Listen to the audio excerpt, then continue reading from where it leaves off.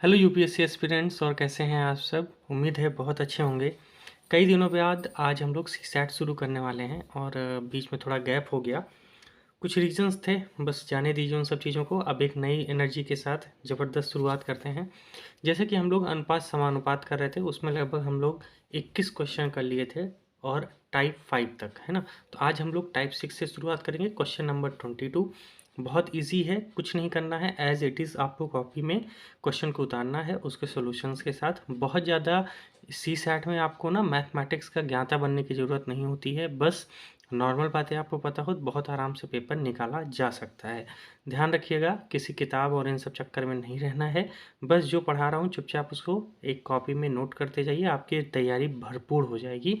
बाहर कुछ भी नहीं। उसके बाद प्रीवियस ईयर क्वेश्चन तो हैं ही ना, और जो भी मैं क्वेश्चन ला रहा हूँ विश्वास करिए इसी में वो जो प्रीवियस ईयर क्वेश्चन है ना वो भी शामिल रहते हैं, लेकिन मैं प्रीवियस ईयर क्वेश्चन को अलग से करा दूंगा, जिससे आपका जो डाउट है ना कि जो पढ़ रहे हैं उससे हो पाएगा कि नहीं हो पाएगा, वो डाउट आपका पूरा क्लियर हो जाएगा। ठीक है, तो चलिए शुरू करते हैं आज का सेशन। बस एक ही रिक्वेस्ट है, आप रेगुलरिटी दिखा दीजिए, विश्वास करिए मास्टर रेगुलर हो जाएगा। बस एक चीज़ करना है, रेगुलरिटी आपको दिखानी है।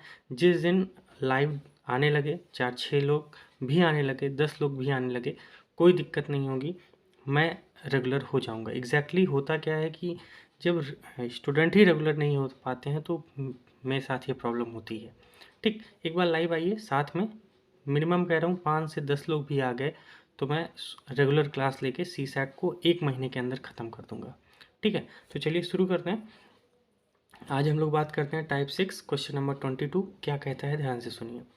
यदि x का वेतन y के वेतन का 11/7 गुना है, ध्यान से, यदि x का वेतन y के वेतन का 11/7 गुना है और z का वेतन y के वेतन का 3/4 गुना है, तो x और z के वेतन का क्या अनुपात होगा। ठीक है, ऐसे क्वेश्चन दिखने में बहुत खतरनाक लगते हैं और लगता है कि यार ये कैसे निकलेगा। जब पहली बार आपकी नज़रों में आएगा ना तो लगेगा कि यार होगा कैसे, लेकिन विश्वास करिए बहुत इजी है। शुरू से जो हम लोग करते आए हैं, अगर आपने इसके पहले के सेशन नहीं देखे उसको ज़रूर करिए, बहुत अच्छा आपको कॉन्फिडेंस मिलेगा। ठीक है, तो देखिए ऐसे क्वेश्चन जब भी आए तो क्या करना है, कुछ नहीं, 3 लोग हैं एक्स वाई जेड, वैसे लिख दीजिए। तो मैं एक्स लिख दूंगा, यहाँ वाई और यहाँ जेड, है ना, लिख दिया। ठीक है, अब लिखा है एक्स और वाई जो है इनके जो वेतन है उनका मतलब एक्स का जो वेतन है वाई से कितना गुना है, 11/7। ठीक है, तो चुपचाप ऊपर वाला एक्स हो जाएगा, नीचे वाला वाई। तो उसी तरह उसी के नीचे हम वो शब्द लिख देंगे, मतलब वो अंक लिख देंगे। तो ये कितना, 11 एक्स का हो गया, वाई का 7 हो गया। सिंपल सा, कोई दिक्कत। ठीक है, आगे लिखा है जेड का वेतन वाई के वेतन के 3/4 गुना है, तो बस वही लिख दीजिए। अब यहाँ जेड आया और वाई, तो जेड का पहले है फिर है वाई का, तो जेड का कितना है 3, तो जेड के नीचे लिख दीजिए 3, और वाई का कितना है 4, तो वाई के नीचे लिख देंगे 4। यहाँ तक कोई समस्या होनी नहीं चाहिए। ठीक है, आगे पूछ रहा है एक्स और जेड के वेतन का क्या अनुपात है। ठीक है, याद करिए इसके पहले सेशन में अगर मैंने इस तरह का रेशियो निकालना बताया था तो मैंने क्या बताया था, ये जो नंबर है ये अपने इधर खिसक जाएगा और ये नंबर इधर खिसक जाएगा। तो इस 7 को यहाँ लिख दीजिए, मैंने यहाँ लिख दिया, और इस 4 को यहाँ लिख दीजिए, मैंने यहाँ लिख दिया, और नीचे लाइन खींच दीजिए। ठीक है, अब बस इसी को मल्टीप्लाई कर लीजिए।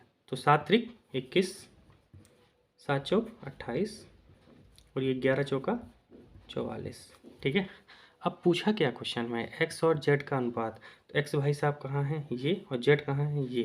तो ये हो जाएगा 44:21। किस ऑप्शन में दिख रहा है, दिख रहा है कहीं पे, हाँ ऑप्शन सी में दिख रहा है, तो हमारा ये सही हो जाएगा।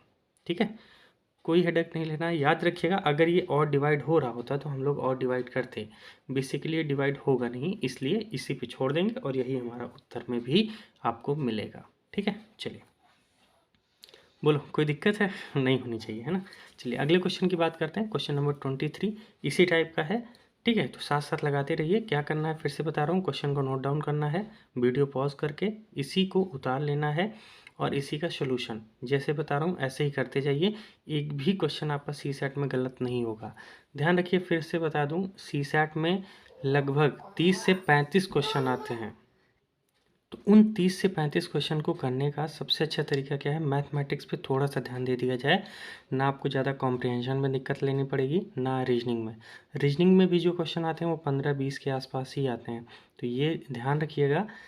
रीजनिंग का वेटेज बहुत कम है, मैथमेटिक्स का ज़्यादा है। अगर आप मैथ अच्छे से कर ले गए और इस 30-35 क्वेश्चन में आपने 25 क्वेश्चन के आसपास टच कर लिया और रीजनिंग के 10 क्वेश्चन कर ले गए, तो कोई है ही नहीं जो आपका सीसैट रोक पाए। ठीक है, एग्जैक्टली होता क्या है कि जिनको मैथ नहीं आती वो बहुत ज़्यादा कॉम्प्रिहेंशन पे क्या दे देते हैं, अपना बल दे देते हैं। इस वजह से होता क्या है ना, कॉम्प्रिहेंशन में गलत होने के चांसेस बहुत ज़्यादा होते हैं, और वहीं से क्या होता है, एक नेगेटिव अप्रोच आ जाती है सीसैट के प्रति, और वही प्रॉब्लम करता है। तो आपको क्या करना है, थोड़ा थोड़ा बस तैयारी करते जाना है, हर चीज़ को बैलेंस वाइज तैयार कीजिए। ठीक है, कॉम्प्रिहेंशन भी उतना ही पढ़ना है, बस मैथ पे थोड़ा ज़्यादा फोकस करना है, इस बात को ध्यान रखिएगा।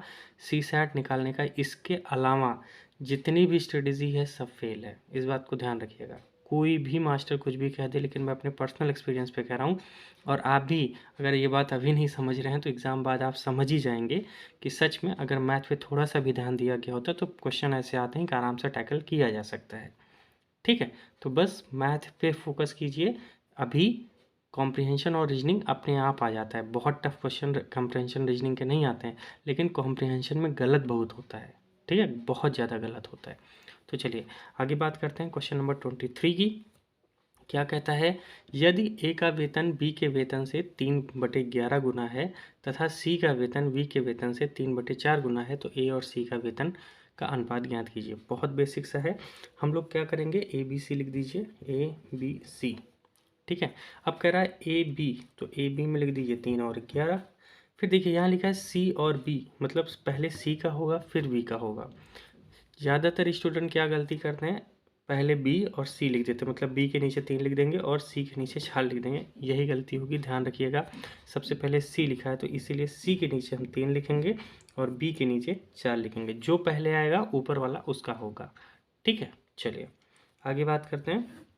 यहाँ कितना आ जाएगा 11 और यहाँ कितना आ जाएगा 4। ठीक है, बस एक एक नंबर इधर उधर क्या करते हैं हम लोग, खिसका देते हैं। याद करिए, इसके पहले वाले सेशन में इस पर अच्छे से बात हो चुकी है। बस इसको मल्टीप्लाई कर देंगे, क्या करेंगे, 11 3 या 33, फिर क्या हो जाएगा 44, और ये आ जाएगा 3 चौक 12। अब पूछ रहा है ए और सी, तो 12 33 किस ऑप्शन में दिख रहा है, मुझे लगता है दिख गया होगा, ऑप्शन सी, और हमारा ऑप्शन सी सही है। कोई दिक्कत, चलिए अब हम लोग बात करेंगे आगे। क्वेश्चन नंबर 24 क्या लिखा है, बहुत ध्यान से, ये क्वेश्चन मैं आपको 1 मिनट दे रहा हूँ, आप करिए, बस थोड़ा सा सतर्क रहिएगा। ठीक है, थोड़ा सा ऊपर वाले क्वेश्चन से हल्का सा डिफरेंस है, बहुत माइनर सा। देखिए क्वेश्चन क्या कहता है, यदि मोहन की आय, मतलब जो उनकी इनकम है, सोहन की आय से 5/6 गुना है, तथा सोहन की आय रोहन की आय से 6/8 गुना है, तो मोहन और सोहन का अनुपात ज्ञात कीजिए। बहुत इजी सवाल है, ऊपर की तरह ही है, बस आपको क्या करना है, थोड़ा पेशेंस के साथ करना है। चलिए 1 मिनट है आपके पास, फटाक से करके बताइए।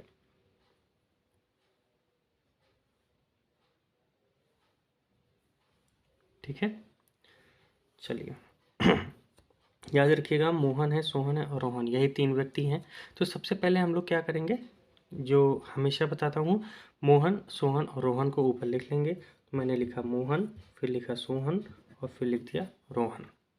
ठीक है, अब मैंने क्या कहा, मोहन और सोहन की आय कितनी है, 5 और 6, तो मैंने लिख दिया यहाँ पे 5 और 6। फिर आगे कह रहा है सोहन और रोहन, मतलब सोहन ये है और रोहन ये है, तो सोहन ऊपर वाला और रोहन नीचे वाला, तो यहाँ हो जाएगा 6 और यहाँ हो जाएगा 8।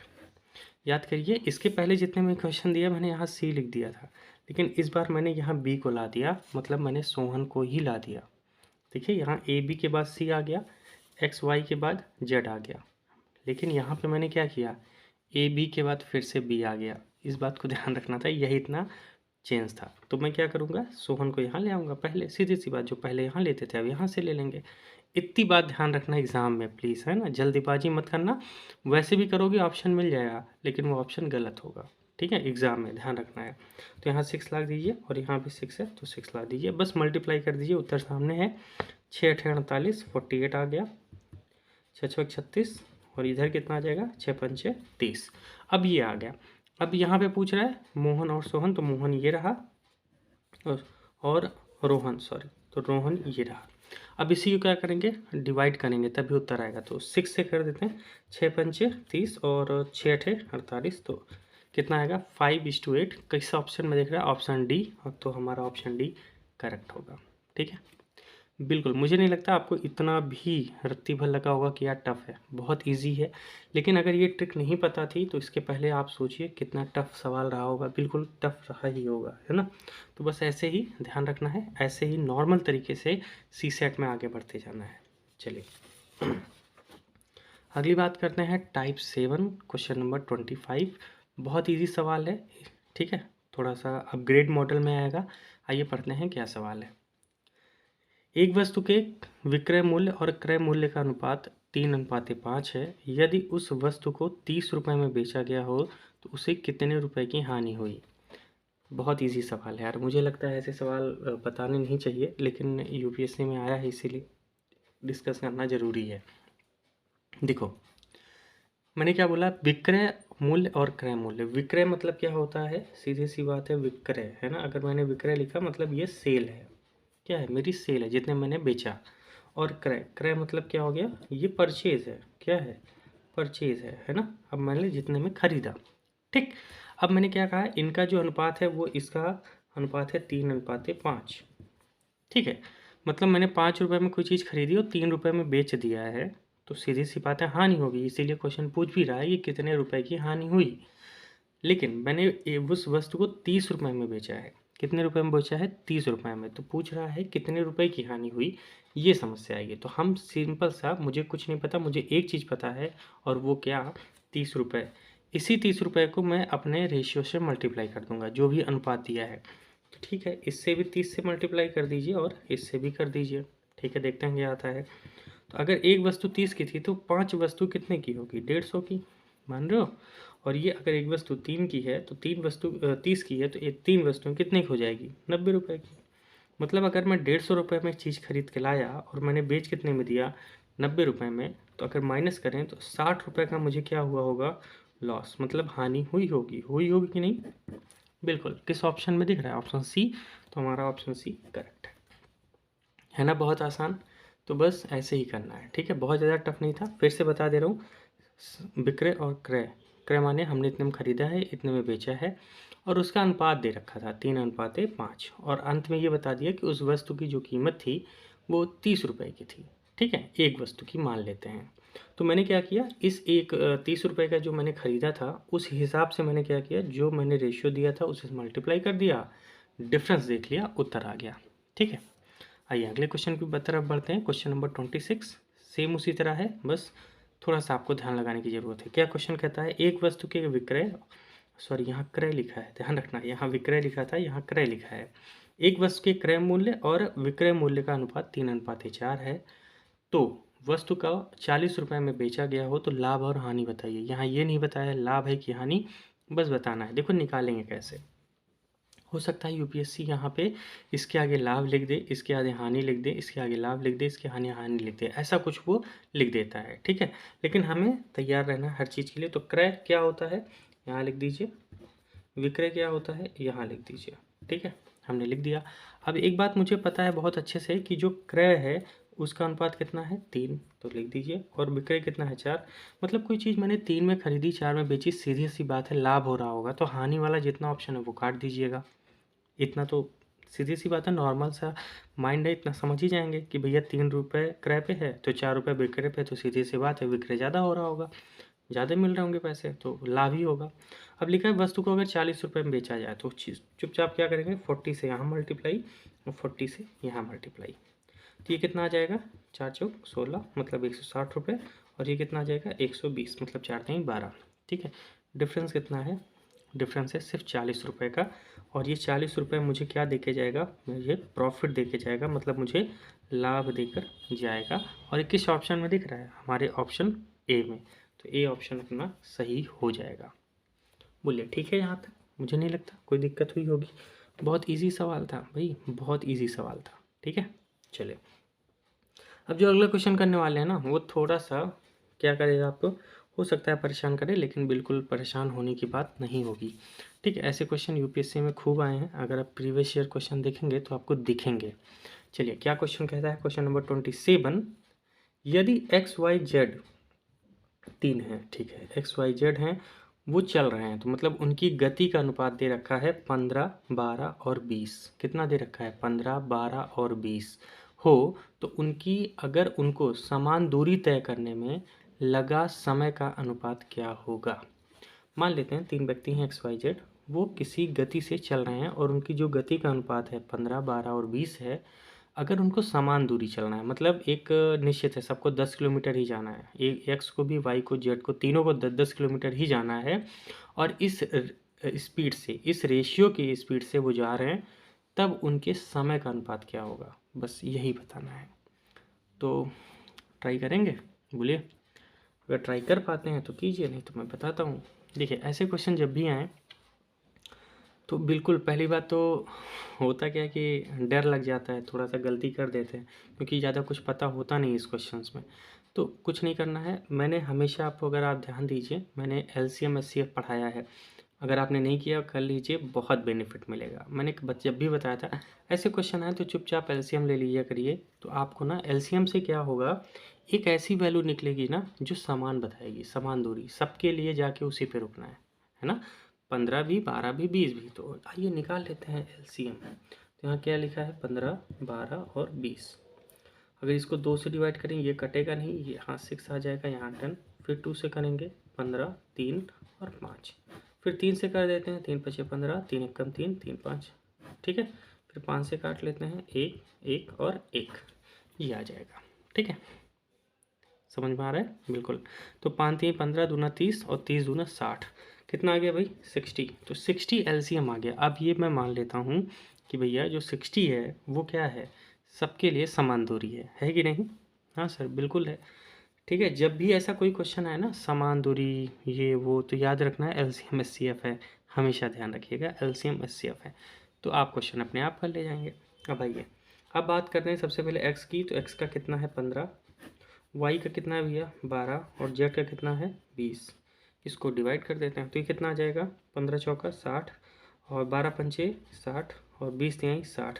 तो 4:5:3 किस ऑप्शन में दिख रहा है, वही ऑप्शन हमारा समय का अनुपात होगा, और वो ऑप्शन है बी। कौन सा ऑप्शन है, बी। बताइए, कोई दिक्कत है ना। मुझे नहीं लगता हुआ होगा, बहुत इजी सवाल था, लेकिन इसके पहले आपने देखा होगा तो हो सकता है थोड़ी सी डर तो लगा हो, है ना, लेकिन डरने की बात नहीं है, बहुत आसान इस तरीके से हम लोग मैथ सीखेंगे और बहुत अच्छे से करेंगे, बस ज़रूरत है आपको मेहनत करने की। फिर से एक बात कहूँगा यार, रेगुलर हो जाइए, मेरे साथ लाइव आइए, बस इतना मैं चाहता हूँ। ठीक है, व्यू जाने दो, व्यू आ रहे हैं नहीं आ रहे हैं उससे मतलब नहीं है, बस आप क्या करेंगे, लाइव आएंगे। अगर मैं कह रहा हूँ 10 लोग भी रेगुलर लाइव आने लगे, तो मैं सीधी सी बात है, ये जो सेशन है उसको कंटिन्यू करूँगा, कंटिन्यू मतलब एक भी दिन गैप नहीं होगा। ठीक है, और विश्वास करिए, बहुत अच्छे से मैथमेटिक्स हम लोग कंप्लीट करेंगे, रीजनिंग भी करेंगे, उसके बाद कॉम्प्रिहेंशन पे भी बात करेंगे। लेकिन अगर आप रेगुलर रहना सीख गए तो थोड़ा सा मोटिवेशन होगा, यार नहीं 10 बच्चे हैं जो वेट कर रहे हैं, उनको चाहिए कंटेंट, उनको पढ़ना है। ठीक है, आइए अब आगे बात करते हैं क्वेश्चन नंबर 28 की। वो क्या कहता है, कुछ ऐसा ही सवाल है ऊपर की तरफ, 1 मिनट आपको देता हूँ, करिए साथ साथ। क्या लिखा है, यदि ए बी सी के गति का अनुपात, वही सेम गति का अनुपात कितना है, 2:3:6 है, तो समान दूरी तय करने में लगा समय का अनुपात ये आप ज्ञात कीजिए। ठीक है, तो सीधी सी बात है, क्या करेंगे भाई, एलसीएम निकालेंगे। तो 2, 3 और 6, इसका एलसीएम ही 6 होगा, क्योंकि सीधी सी बात है सबसे बड़ा नंबर 6 है, और 2 और 3 के पहाड़े में भी 6 आता है, और 6 खुद के पहाड़े में भी 6 आता है। तो एलसीएम कितना आ गया भाई, 6 आ गया। तो 3 लोग हैं, कौन कौन है, एक तो 2 है, 3 है और 6 है, तो इसका हो जाएगा 3, इसका हो जाएगा 2, इसका हो जाएगा 1।